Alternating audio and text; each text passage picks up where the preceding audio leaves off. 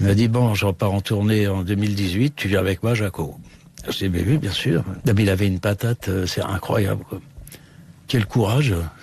Oh la vache. À 82 ans, Jacques Dutronc vient de révéler ce que personne n'osait dire. Le chanteur légendaire, connu pour son silence légendaire et sa discrétion absolue, a décidé de briser l'omerta.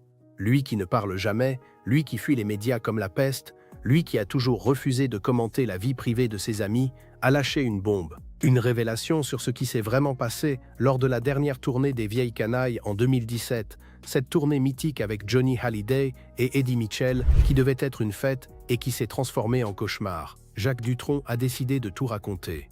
Les coulisses, les tensions, la dispute finale.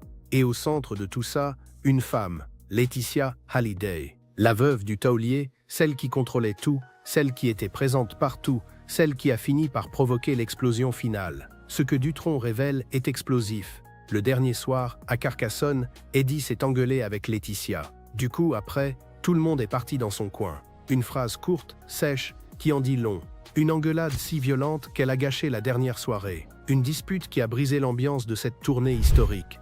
Et Johnny, témoin de la scène, en a été profondément affecté, au point de confier à Dutronc qu'il ne referait plus jamais les Vieilles Canailles à trois. Bon, on repart en tournée tous les deux, mon Jaco. Ces mots, prononcés au bar de l'hôtel quelques heures après la dispute, seraient les derniers que Johnny ait dit sur le sujet. 5 mois plus tard, il était mort. Alors que s'est-il vraiment passé ce soir-là? Pourquoi Laetitia et Eddie Mitchell se sont-ils violemment opposés?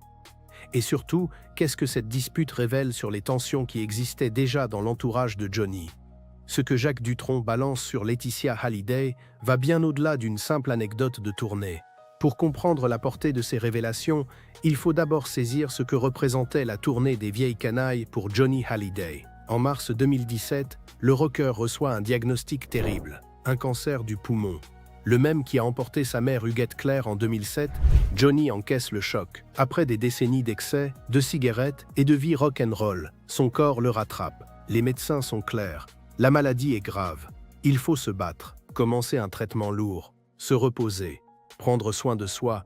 Mais Johnny Hallyday n'est pas un homme de repos. Il ne sait pas ce que signifie ralentir. Sa vie, c'est la scène. Et justement, une tournée est programmée. Les Vieilles Canailles. Avec ses 2 frères de cœur, Eddie Mitchell et Jacques Dutronc. 17 dates à travers la France, du 10 juin au 5 juillet, des concerts qui affichent complet depuis des mois. Des dizaines de milliers de fans qui attendent de voir ces 3 légendes réunies une dernière fois. Laetitia, son épouse, est contre. Absolument contre. Elle pense que c'est suicidaire. Johnny est affaibli par la maladie. Il commence à peine son traitement.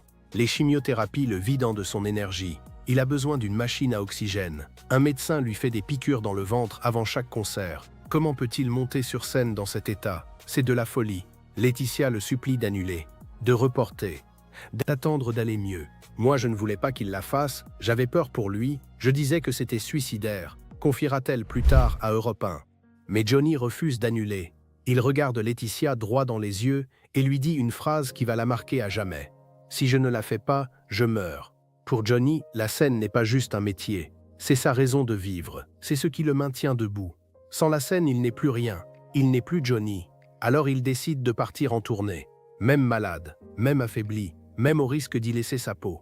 Et Laetitia, malgré ses peurs, accepte de le suivre, de l'accompagner, d'être là pour lui. Ça a été sa survie, la tournée des Vieilles Canailles, dira-t-elle.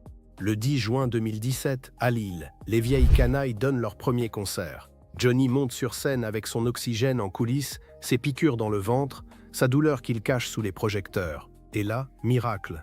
Quand il entend les premiers accords, quand il sent l'énergie du public, quand il voit Eddie et Jacques à ses côtés, Johnny se transforme. Le guerrier ressort. Le soldat reprend du service. Sur scène, on ne voit rien.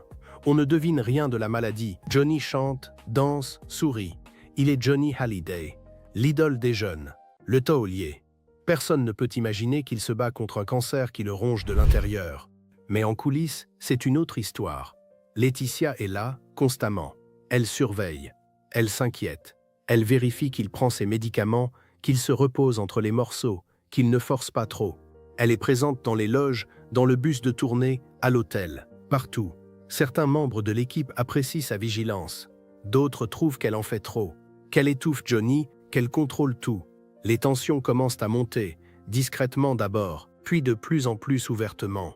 Eddie Mitchell, en particulier, supporte mal cette omniprésence. Lui et Johnny sont amis depuis les années 60, plus de 50 ans de complicité. Ils ont tout vécu ensemble. Les débuts du rock en France, les tournées, les excès, les femmes, les réussites, les échecs. Eddie connaît Johnny mieux que personne. Ou du moins, il pense le connaître. Et ce qu'il voit pendant cette tournée le met mal à l'aise. Johnny entouré, surprotégé, presque étouffé par Laetitia et son équipe. Eddie voudrait passer du temps seul avec son ami, discuter comme avant, rire comme avant. Mais Laetitia est toujours là, entre eux. Les semaines passent, les concerts s'enchaînent.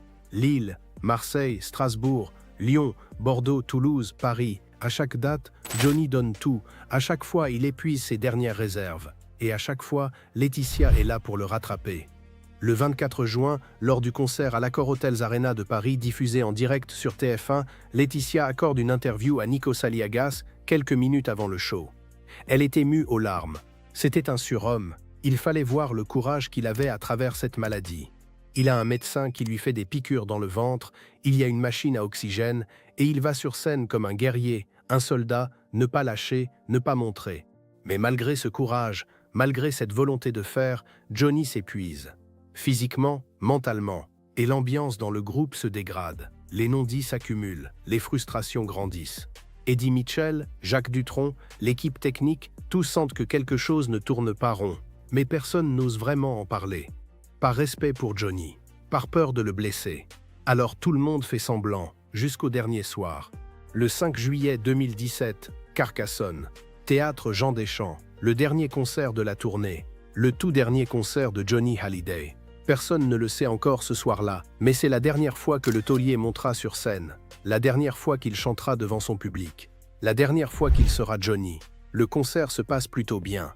Malgré la fatigue, malgré la maladie, Johnny assure. Il s'assoit plus souvent que d'habitude. Johnny n'était pas comme d'habitude. Il s'asseyait souvent, mais on n'aurait pas dit non plus qu'il subissait des séances de chimiothérapie, racontera un témoin. Le public ne voit rien, il applaudit, il chante, il vibre. C'est une soirée magique. Une dernière communion entre Johnny et ses fans.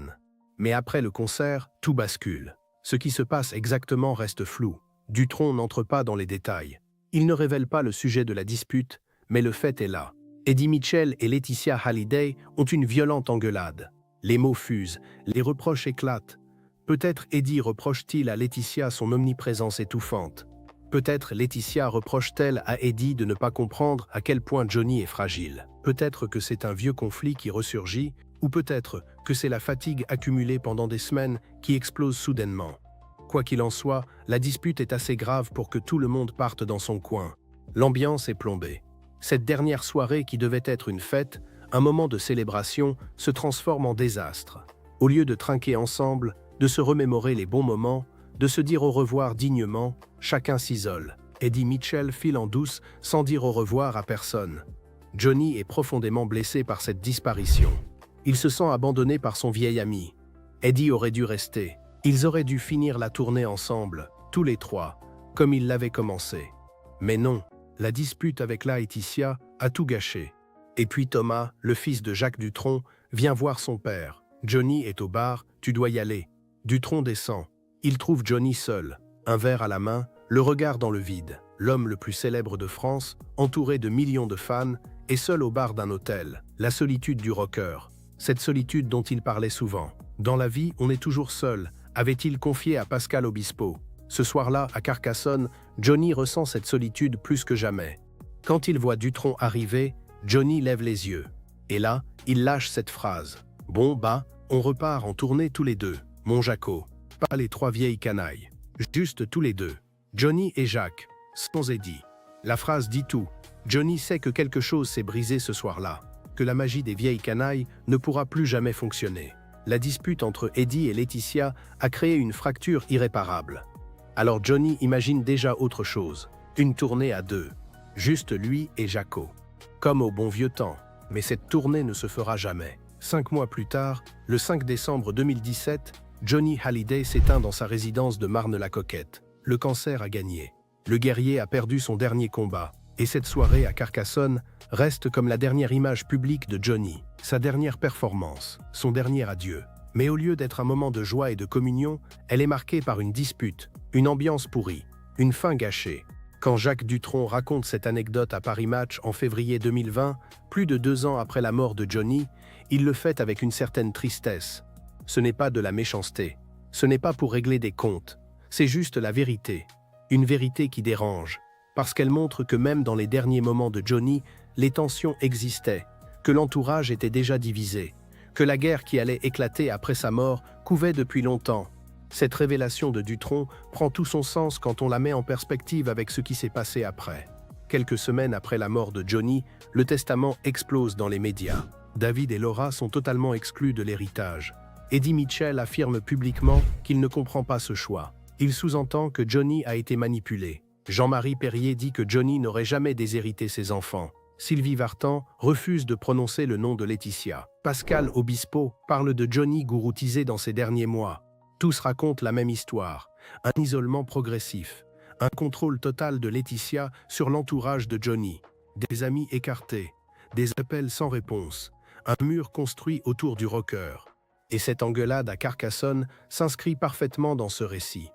Eddie Mitchell qui explose contre Laetitia, c'est peut-être le symptôme d'une frustration accumulée pendant des mois, voire des années. Eddie qui voit son ami Johnny entouré, contrôlé, étouffé. Eddie qui n'en peut plus de cette omniprésence. Eddie qui craque finalement le dernier soir de la tournée. Et Laetitia qui se défend, qui estime qu'elle fait ce qui est juste pour son mari malade. Deux visions qui s'opposent. Deux légitimités qui se heurtent. Et au milieu, Johnny qui subit les conséquences de cette guerre.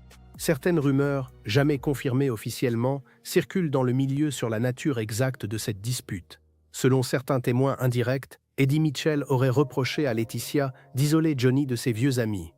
Il aurait voulu passer du temps seul avec le rocker, discuter en privé, comme il l'avait toujours fait, mais Laetitia aurait refusé, estimant que Johnny était trop fatigué, qu'il avait besoin de se reposer. Eddie aurait perçu ça comme une volonté de contrôle. Une façon de le tenir à distance, et ça aurait dégénéré. Ce ne sont que des rumeurs, Dutronc n'a jamais confirmé ces détails.